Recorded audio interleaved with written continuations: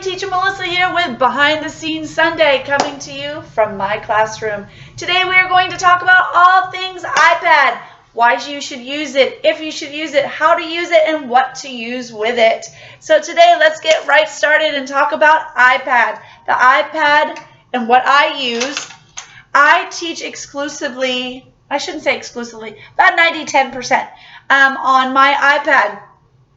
I like it. It's portable whenever I travel. It's easy to use. You guys don't need to see my Facebook. But I have the iPad Pro, and I have the 132 megabits, gigabytes, whatever. You guys know what I'm talking about. I like it because it is a 12.5 screen, and I cannot see very well. So when I go online and use the classroom, I can see the teacher notes from here. And my laptop is only a 13.5, 14 screen, so this is only like an inch smaller than what my laptop screen is. Let's start off with what you can and what you cannot do with your iPad if you're teaching from an iPad. What you can do, you can teach the most amazing class because it's all touchscreen. What you can't do is feedback for UAs. Now, you can do feedback on an iPad if it is a standard, regular, supplementary course, what have you. You can do it on here, but you need to wait till the class is over and for the feedback link to pop up. You cannot start it like you can on your laptop, where after like a second of class going, you can start filling out the feedback and get it going. You cannot do that on the iPad, not yet. And you cannot do UAs. So if you are traveling and you're only bringing your iPad with you, I recommend bringing your laptop with you or some other device where you can input a UA feedback, because you can't do it on the iPad. What you need is the HD version.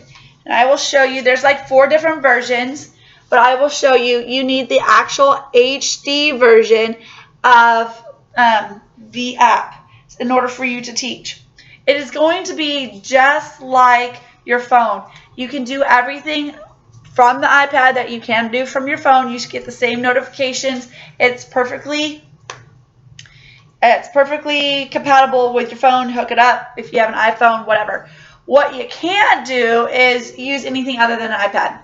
You can't use Android as of right now. It is exclusive to iPads. So if you are thinking about going and buying a tablet and you want to use it as a backup, please buy an iPad, because you can't use the Android. It'll be pointless for you. Now I have a second iPad. It is an iPad mini. People ask me if they can use the mini. Yes, you may use any iPad device as long as it's an iPad.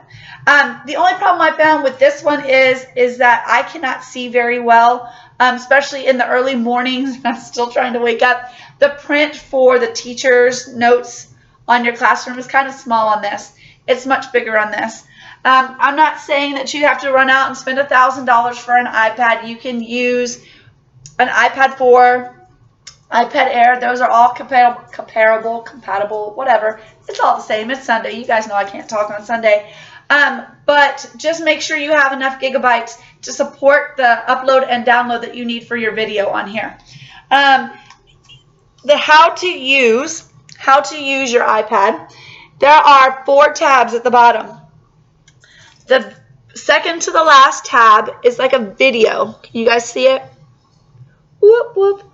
It's like a little camera. You click it, it'll take you to your classes, and all you have to do, this will light up orange when you're ready to go. So all you have to do is just tap it, and you're ready to go. You can do teaching either one of 2 ways. You can do the vertical or you can do the horizontal. I prefer horizontal only because it looks just like my laptop. All the features are the same, and the child's here, you're here, and the class is here. So you can see it, it's really big. When you call the fireman and you're on an iPad, it comes out, the feed comes right down here at the very bottom of your screen. So just be mindful when you're calling for a fireman or checking it on occasion that the student sent you any messages. it is not going to come up like it would on your laptop. It comes up in a little text box at the bottom, and actually the text box doesn't actually show. It just gives you a small little icon to the left-hand side to let you know that you have messages, and it'll lighten up like orange. I think orange is the color. It lights up if you have a message. I missed a couple messages a couple classes ago, so just be mindful when you're using your iPad that you're always constantly checking your messages, because your class might have been canceled at 8 minutes and you sat there for 25 when you could have been gone 17 minutes earlier. Yes, that's right? Okay. So anyway, but it works just the same. You can see your class schedule, you can see your class, you can see all your materials, and then when your class closes out, you will be able to see your feedback link. It has your home page. It all works the same. It's phenomenal. If you do not have an iPad as a backup, I recommend please go get one, even if you get an iPad mini, because sometimes the system doesn't do very well. It's slow, it's lagging. It'll prevent you from getting a teacher no-show because you can hop on your app. I will show you how quickly. Here's your screen. Click your app, click your start class, and away you go. You're in your class. It'll take you 2 seconds to get into class instead of waiting for your classes to load through your PC. Now, I've had some people say, well, I got a teacher no-show because my computer was doing an update. Guess what? If you had an iPad, you wouldn't have gotten that teacher no-show, because you could have gone in and 3 easy steps and you wouldn't have gotten a teacher no-show. So please don't go spend an arm and a leg on these. I'm sure I just saw Target have the iPad minis for $199, and then if you're a teacher or you have the 6 Apple card, you can get the extra 15% off. Okay, so do you use earbuds? Yes, I do, because I have dogs and they like to bark. And these are noise reducing earbuds. I did get a microphone on mine. These did not cost me a lot, like $6 over at Kroger. So it's not a lot. Now, I will say this. I want the earbuds or earpods or whatever they call them. So if you want to be my secret Santa this year, I'll send you my address and you can send them to me, because I really, really want them. But these will work fine. Sometimes I have to unplug them and plug them back in, but they work great and they're super generic. The only thing I do recommend is that you get a longer cord, because when I put mine up on my stand and if I'm moving around for level 1, I have pulled back and my iPad went forward, and in the middle of class, everything fell down. The kids thought it was funny, but it didn't look very good. So just be mindful of that. I do not recommend not using anything with your iPad. Make sure you have some kind of earbuds in. Some kind of earbuds, whether you have the Apple ones or you have some generic ones, it's perfectly fine.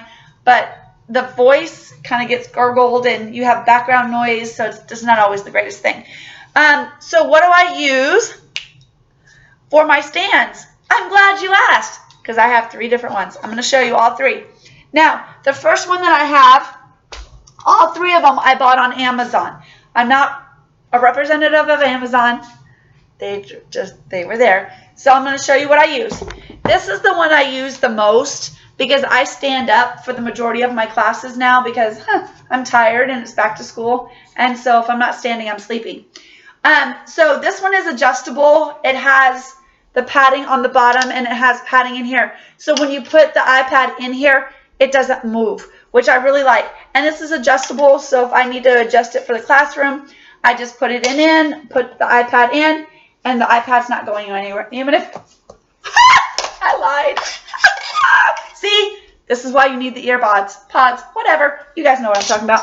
All right, but normally it does not move. Haha, I'm holding it this time. And normally you would not be swinging it. It didn't do this on the last take I did. There, it's staying.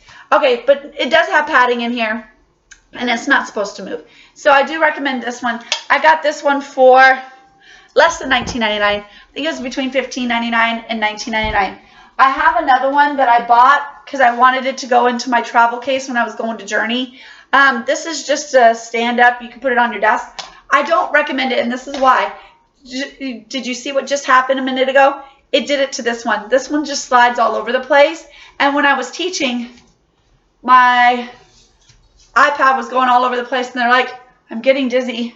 I'm getting dizzy. So I use this one at home in the kitchen if I have the iPad up and I need to use it. Or if my son needs to use it, I let him use it. That one was less than $10. It was $9.99, Amazon. Now this one I use every single day, and I'm going to show you. It's a stand-up one. It's a stand-up one, and you can adjust it, and it has a mount here, and I'm going to show you how to use it in just a second. It's really great. I use it when I am working on my laptop, if I'm doing another class or working with feedback.